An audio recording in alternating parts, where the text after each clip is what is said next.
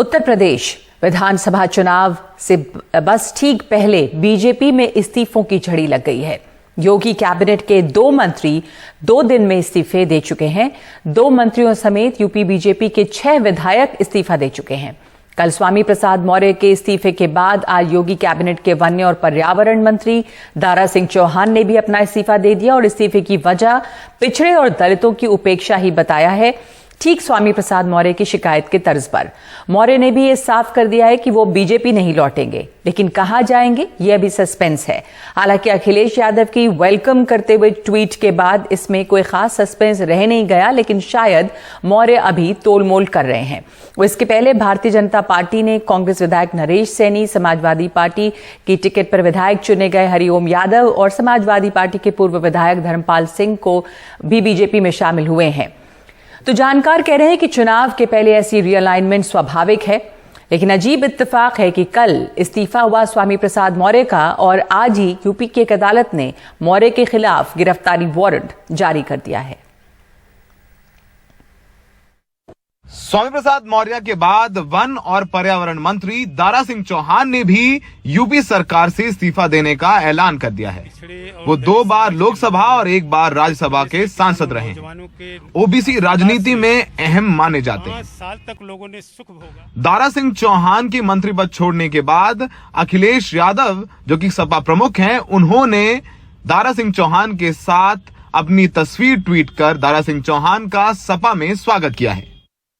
आपको आश्चर्य होगा कि जिस पिछड़े और दलित समाज के लोगों ने, जिस प्रदेश के किसानों नौजवानों के आशीर्वाद से 5 साल तक लोगों ने सुख भोगा, लोगों ने आज उनके दुख का ख्याल नहीं, उनके सुख की चिंता नहीं थी, तब मैंने निर्णय लिया। उधर स्वामी प्रसाद मौर्य के घर के बाहर बुधवार को उनके समर्थकों की जबरदस्त भीड़ दिखी। सपा प्रमुख अखिलेश यादव ने मंगलवार को स्वामी प्रसाद मौर्य के साथ अपनी फोटो ट्वीट कर उनका सपा में स्वागत कर डाला, मगर स्वामी प्रसाद मौर्य फौरन अपने पत्ते खोलने को तैयार नहीं है। हमारे इस्तीफे का कोई भी स्वागत करेगा, हम उसे धन्यवाद देंगे। हजारों कार्यकर्ता आ रहे हैं, मैं सबको धन्यवाद दे रहा हूँ। समाजवादी पार्टी नहीं ज्वाइन कर रहे हैं अभी?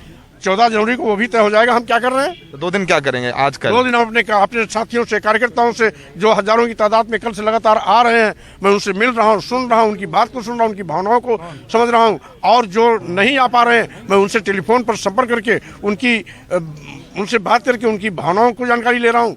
कल शाम तक मैं अंतिम निर्णय की स्थिति में पहुंच जाऊंगा और 14 जनवरी को उस फैसला को सुना दूंगा। बीजेपी स्वामी प्रसाद मौर्य के पिछड़ा वोट बैंक की अहमियत समझती है, इसलिए मौर्य को मनाने की जिम्मेदारी यूपी के उप मुख्यमंत्री केशव मौर्य को दी गई है। जब हमने स्वामी प्रसाद मौर्य से केशव प्रसाद द्वारा मान मनोबल पर सवाल पूछा, तो स्वामी प्रसाद मौर्य चुटकी लेते नजर आए।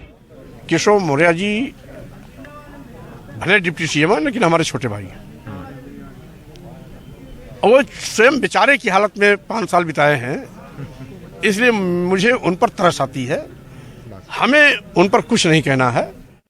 दिलचस्प यह है कि इसी दौरान स्वामी प्रसाद मौर्य के विरुद्ध एक गिरफ्तारी वारंट जारी कर दिया गया है। सुल्तानपुर की कोर्ट ने यह वारंट जारी किया है। मौर्य को 24 जनवरी तक पेश किया जाना है। उन पर धार्मिक भावनाएं भड़काने का आरोप है।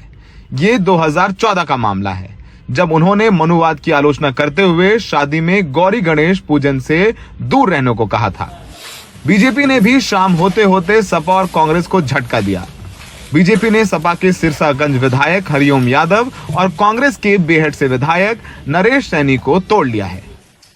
मैं आदरणीय नरेश सैनी जी को, आदरणीय हरिओम यादव जी को, आदरणीय डॉक्टर धर्मपाल सिंह जी का मैं हृदय से स्वागत करता हूं और इन लोगों का अभिनंदन करता हूं। भारतीय जनता पार्टी में अपेक्षा करता हूं कि भारतीय जनता पार्टी के विचारधारा के प्रति परिश्रम की पराकाष्ठा करेंगे और इनके आने से पार्टी का कद बढ़ेगा।